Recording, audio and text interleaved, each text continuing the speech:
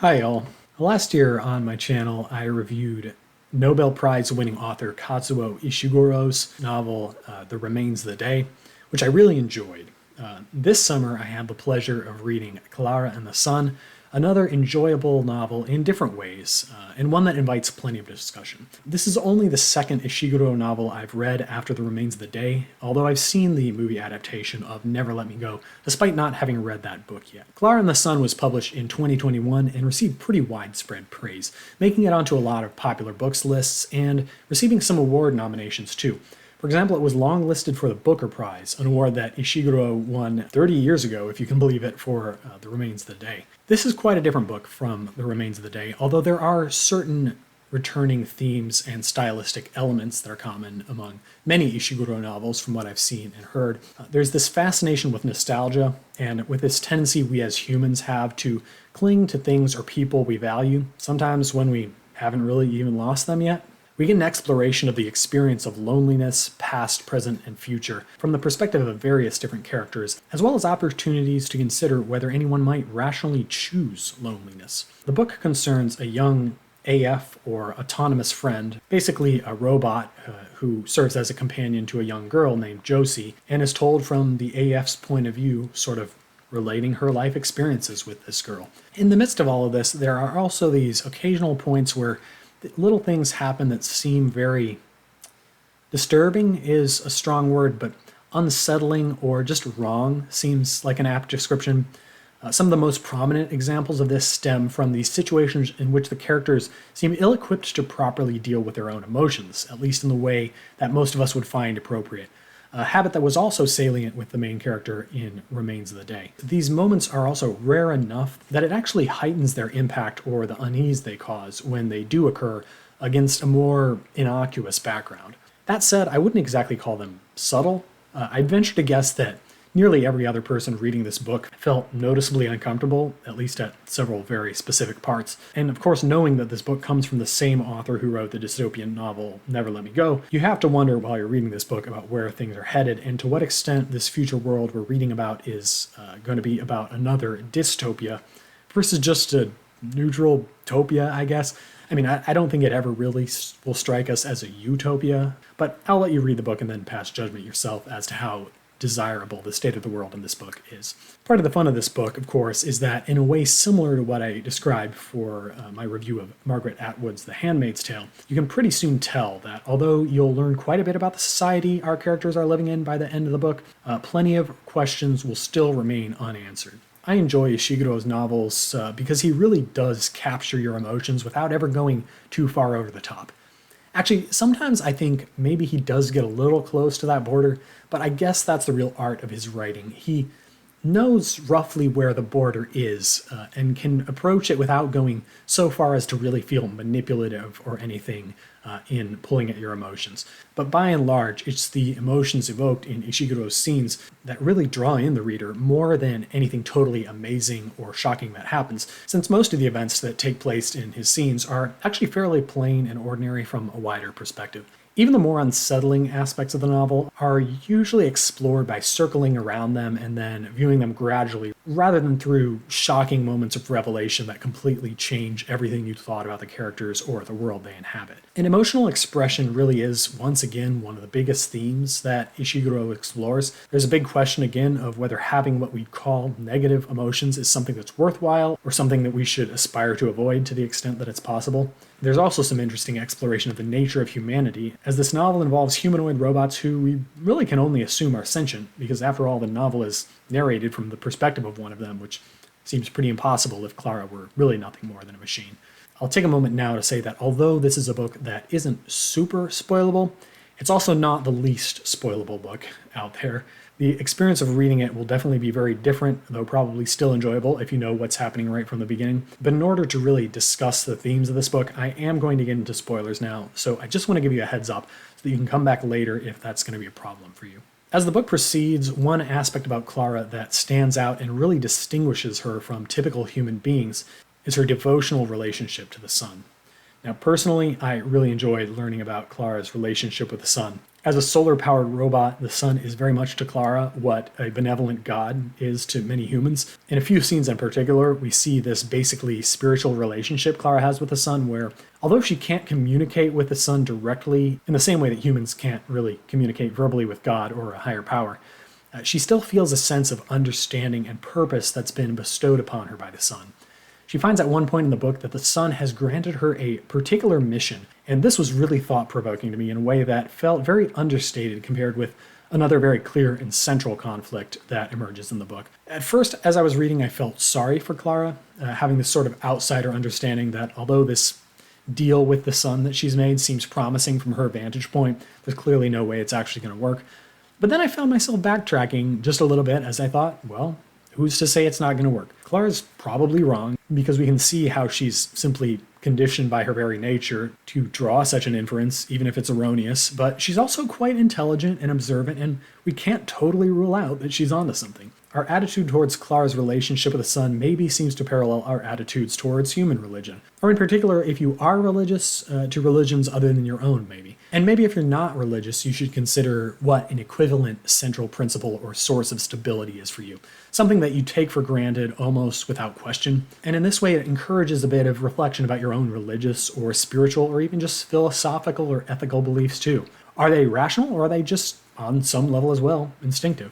For me, for example, I'm not really religious anymore, but I'm driven and motivated by a certain conviction that there's an inherent value in all human experience and in open human interactions, and that humans are at our best when we move beyond just ourselves to a kind of harmony with the world and with other humans. All right, I'm going to be honest, I haven't really formulated that in words before, and I just kind of made that up right here. But although it sounds maybe a little bit fluffy, I really do believe in something like that.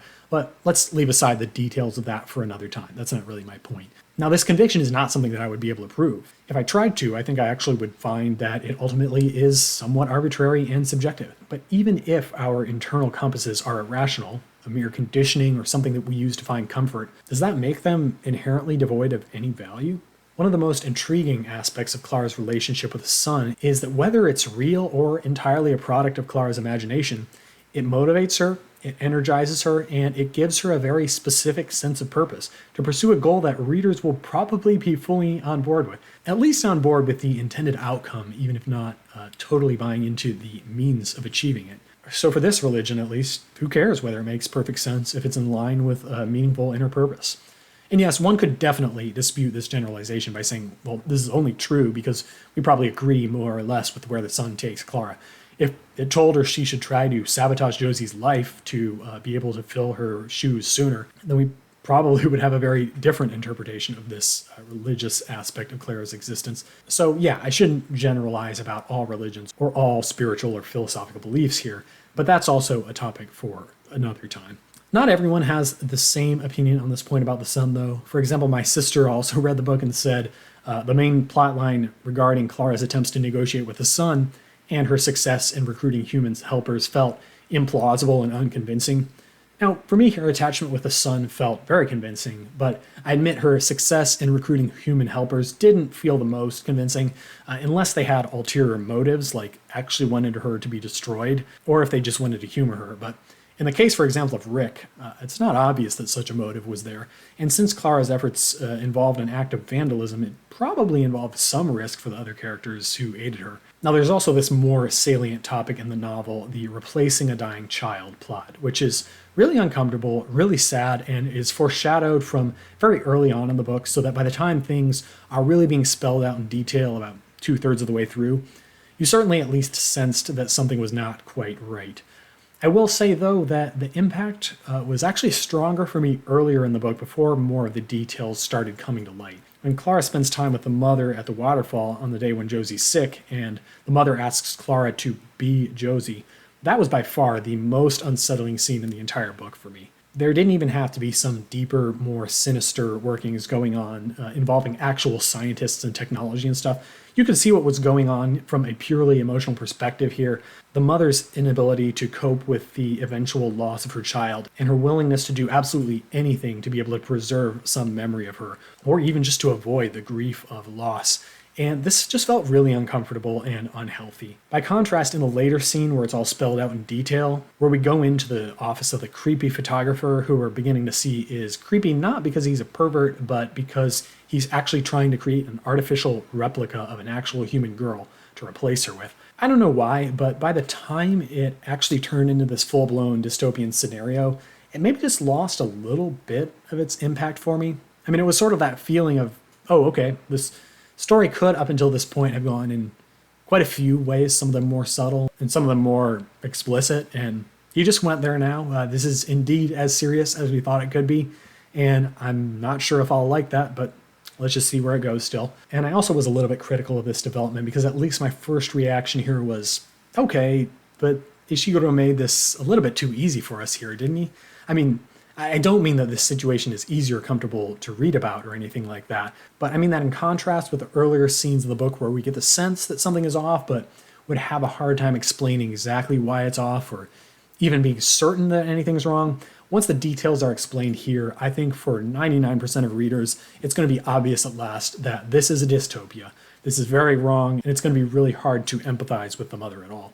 Which, okay, maybe sometimes that's how a dystopian novel should be. But, I mean, kind of the idea of the dystopian novels is that one man's scientific progress is another man's dystopia. I mean, the world we live in today would undoubtedly have seemed like a cesspool of sin to many people living centuries ago, in spite of all the remarkable technological advances we've achieved. You can at least imagine an alternative story progression in which somehow by the time we get to this point, we almost really understand what the mother is going through, where we too are torn between a supportive and a horrified point of view, which maybe for some people is how they felt, but it just didn't quite come through here for me because the mother just didn't really feel that sympathetic. This is all kind of personal preference though, so I respect the author's decision and from there was just curious to see where it went. But then we do sort of get an alternative point of view, because on one hand, the part of us that has come to know and love Josie probably feels outraged by this development, and the mother's conviction in making this decision feels to us more like a pathological failure to deal with loss and grief than any true love for her daughter. We certainly are unlikely to buy any of this sophistry about how this AI really will be Josie once she's replaced.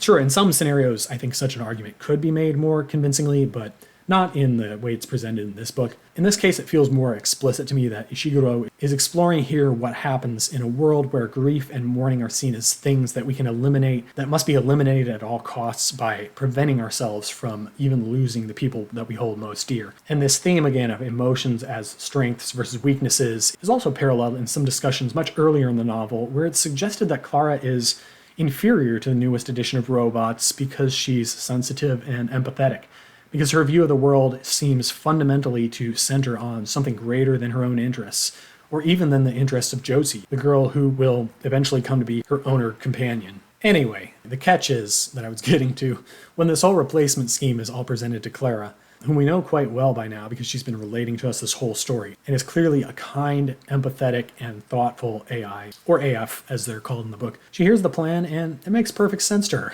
In fact, she saw it coming a long time ago, or at least something like it, but didn't find it remarkable or curious enough to even mention it in her narration. So Ishiguro does force us to view the situation from a perspective where we're less predisposed to judge it negatively, because we already probably judged Klara very positively, and she thinks it's all right. That's not to say that we'll come down in support of the whole plan. Most of us probably still won't. But I found this really to be a clever authorial decision by Ishiguro because it just gives us that chance to consider alternate perspectives about a situation in which our own human biases and predispositions and culture really make us unlikely to be open to alternate perspectives.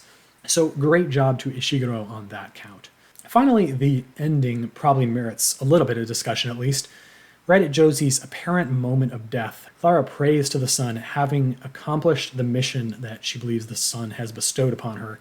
And at least in Klara's interpretation, the sun from this point miraculously restores Josie to health in response to Klara's devotion and sacrifice.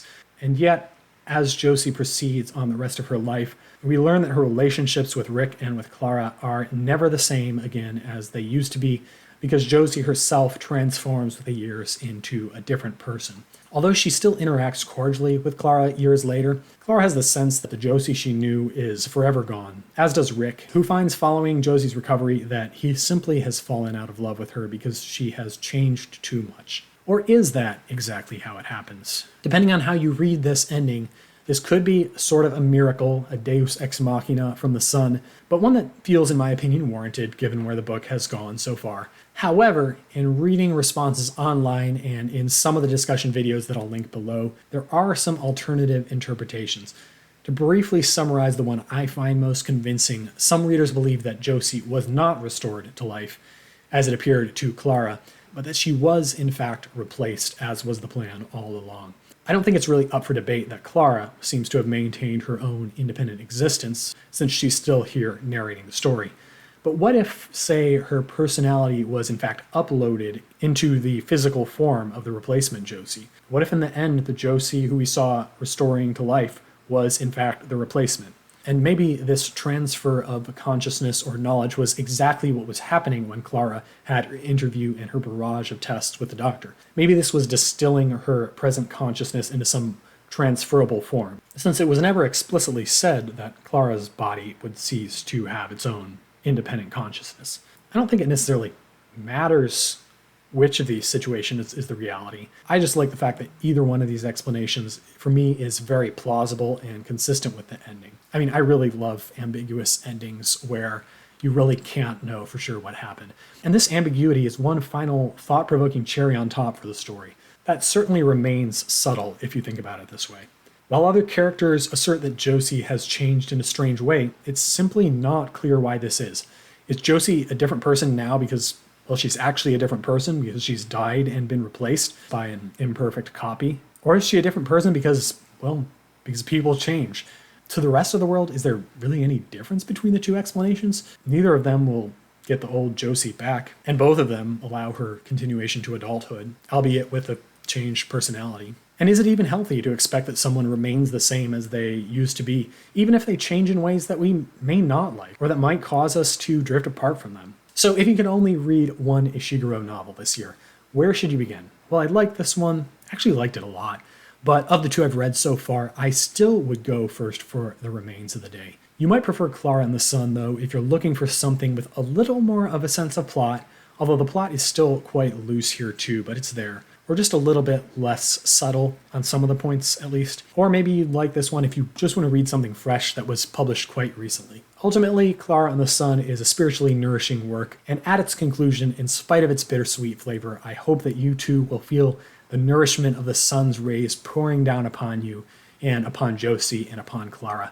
For me, this was quite literal. I was out running while listening to the audiobook, and it was the first day of the week when the weather hadn't been overcast and the sun was breaking through the clouds. It was a perfect ending to this experience of reading.